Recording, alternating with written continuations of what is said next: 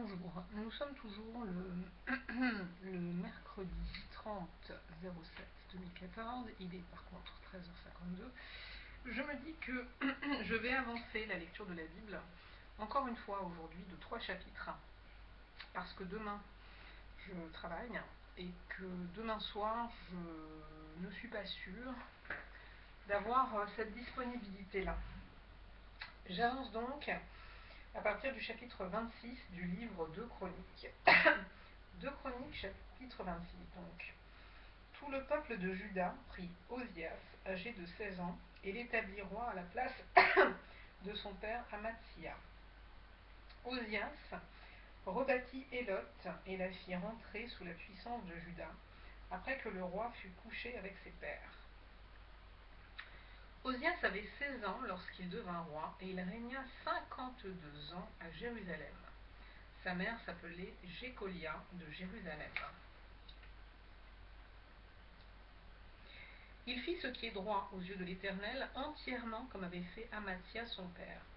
Il s'appliqua à rechercher Dieu pendant la vie de Zacharie, qui avait l'intelligence des visions de Dieu,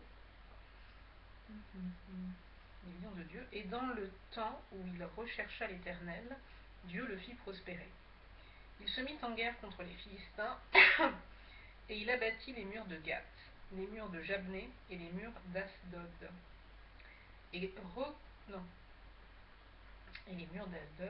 construisit des villes dans le territoire d'Asdod et parmi les Philistins. Dieu l'aida contre les Philistins, contre les Arabes qui habitaient à Gur-Bahal et contre les Moanites. Les Ammonites faisaient des présents à Osias et sa renommée s'étendit jusqu'aux frontières de l'Égypte, car il devint très puissant. Osias bâtit des tours à Jérusalem sur la porte de l'angle, sur la porte de la vallée et sur l'angle, et il les fortifia. Il bâtit des tours dans le désert, et il creusa beaucoup de citernes, parce qu'il avait de nombreux troupeaux dans les vallées et dans la plaine, et des laboureurs et des vignerons dans les montagnes et au Carmel, car il aimait l'agriculture. Osias avait une armée de soldats qui allaient à la guerre par bandes, comptée d'après le dénombrement qu'en firent le secrétaire Jéhiel et le commissaire Maaséja, et placés sous les ordres de Hanania, l'un des chefs du roi. Le nombre total des chefs de maison paternelle des vaillants guerriers était de 2600 points. Il commandait à une armée de 307 500 soldats capables de soutenir le roi contre l'ennemi. Osias leur procura pour toute l'armée des boucliers, des lances, des casques, des cuirasses, des arcs et des frondes. Il fit faire à Jérusalem des machines inventées par un ingénieur et destinées à être placées sur les tours et sous les angles pour lancer des flèches et de grosses pierres. Sa renommée s'étendit au loin, car il fut merveilleusement soutenu jusqu'à ce qu'il devint puissant. Mais lorsqu'il fut puissant, son cœur s'éleva pour le perdre. Il pécha contre l'Éternel son Dieu. Il entra dans le temple de l'Éternel pour brûler des parfums sur l'autel des parfums. Le sacrificateur Azaria entra après lui avec 80 sacrificateurs de l'Éternel, hommes courageux, qui s'opposèrent au roi Osias et lui dirent : Tu n'as pas le droit, Osias, d'offrir des parfums à l'Éternel.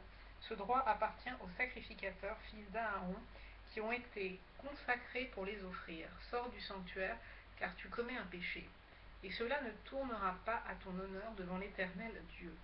La colère s'empara d'Osias, qui tenait un encensoir à la main. Et comme il s'irritait contre les sacrificateurs, la lèpre éclata sur son front en présence des sacrificateurs dans la maison de l'Éternel, près de l'autel des parfums. Le grand sacrificateur Azaria et tous les sacrificateurs portèrent les regards sur lui, et voici il avait la lèpre au front. Ils le mirent précipitamment dehors, et lui-même se hâta de sortir, parce que l'Éternel l'avait frappé.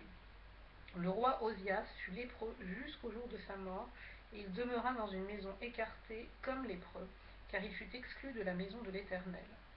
Et Jotham son fils était à la tête de la maison du roi, et jugeait le peuple du pays. Le reste des actions d'Ozias, les premières et les dernières, a été écrit par Ésaïe, fils d'Amoz, le prophète. Ozias se coucha avec ses pères, et on l'enterra avec ses pères dans le champ de la sépulture des Trois, car on disait, il est lépreux. Et Jotham son fils régna à sa place. Chapitre 27. Jotham avait 25 ans lorsqu'il devint roi, et il régna 16 ans à Jérusalem.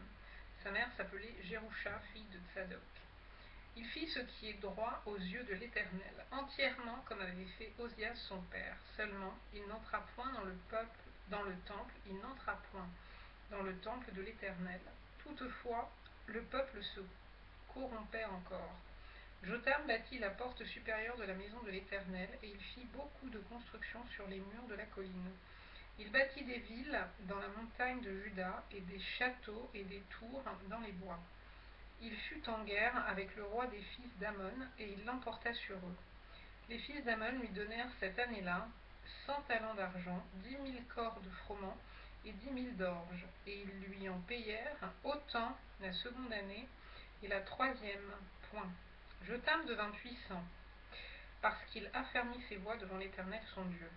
Le reste des actions de Jotham, toutes ses guerres et tout ce qu'il a fait, cela est écrit dans le livre des rois d'Israël et de Juda. Il avait 25 ans lorsqu'il devint roi, et il régna 16 ans à Jérusalem. Jotham se coucha avec ses pères, et on l'enterra dans la ville de David. Et Achaz, son fils, régna à sa place. Chapitre 28. Achaz avait 20 ans lorsqu'il devint roi, et il régna 16 ans à Jérusalem. Il ne fit point ce qui est droit aux yeux de l'Éternel, comme avait fait David son père. Il marcha dans les voies des rois d'Israël, et même il fit des images en fonte pour les Baals. Il brûla des parfums dans la vallée des fils de Hinnom, et il fit passer ses fils par le feu, suivant les abominations des nations que l'Éternel avait chassées devant les enfants d'Israël. Il offrait des sacrifices et des parfums sur les hauts lieux, sur les collines et sous tout arbre vert. L'Éternel son Dieu le livra entre les mains du roi de Syrie, et les Syriens le battirent, et lui firent un grand nombre de prisonniers qu'ils emmenèrent à Damas. Il fut aussi livré entre les mains du roi d'Israël, qui lui fit éprouver une grande défaite. Pékar, fils de Rémalia, tua dans un seul jour en Juda 120 000 hommes, tous vaillants, parce qu'ils avaient abandonné l'Éternel, le Dieu de leur père. Zikri, guerrier d'Éphraïm, tua Maaséja, fils du roi, Azrikam, chef de la maison royale, et Elkana, le second après le roi. Les enfants d'Israël firent parmi leurs frères 200 000 prisonniers, femmes, fils et filles, et ils leur prirent beaucoup de butin qu'ils emmenèrent à Samarie. Il y avait là un prophète de l'Éternel nommé Obed.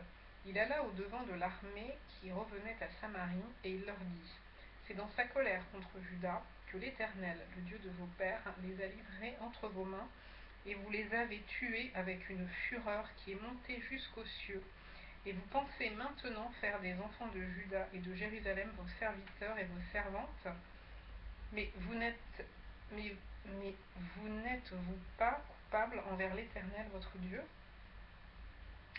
Écoutez-moi donc, et renvoyez ces captifs que vous avez faits parmi vos frères, car la colère ardente de l'Éternel est sur vous.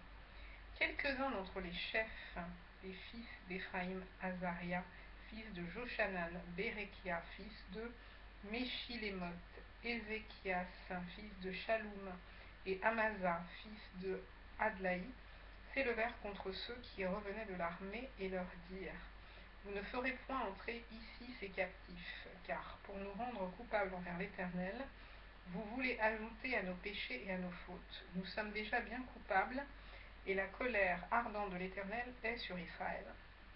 Les soldats abandonnèrent les captifs et le butin devant les chefs et devant toute l'assemblée, et les hommes dont les noms viennent d'être mentionnés se levèrent et prirent les captifs. Ils employèrent le butin à vêtir tous ceux qui étaient nus.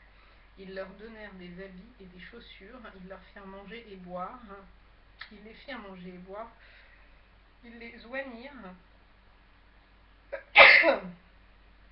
Ils conduisirent sur des ânes tous ceux qui étaient fatigués, et ils les menèrent à Jéricho, la ville des palmiers, auprès de leurs frères. Puis ils retournèrent à Samarie. En ce temps-là, le roi Achaz envoya demander du secours au roi d'Assyrie. Les Édomites vinrent encore, battirent Juda et emmenèrent des captifs. Les Philistins firent une invasion dans les villes de la plaine et du midi de Juda. Ils prirent Beth-Shemesh, Ajalon, Guédéroth, Soko et les villes de son ressort, Timna et les villes de son ressort, Gimzo et les villes de son ressort, et ils s'y établirent, point. Car l'Éternel humilia Juda à cause d'Achaz, roi d'Israël, qui avait jeté le désordre dans Juda et commis des péchés contre l'Éternel. Tilgat-Pilnézer, roi d'Assyrie, vint contre lui, le traita en ennemi et ne le soutint pas, car Achaz dépouilla la maison de l'Éternel, la maison du roi et celle des chefs, pour faire des présents au roi d'Assyrie, ce qui ne lui fut d'aucun secours. Pendant qu'il était dans la détresse, il continuait à pécher contre l'Éternel, lui le roi Achaz.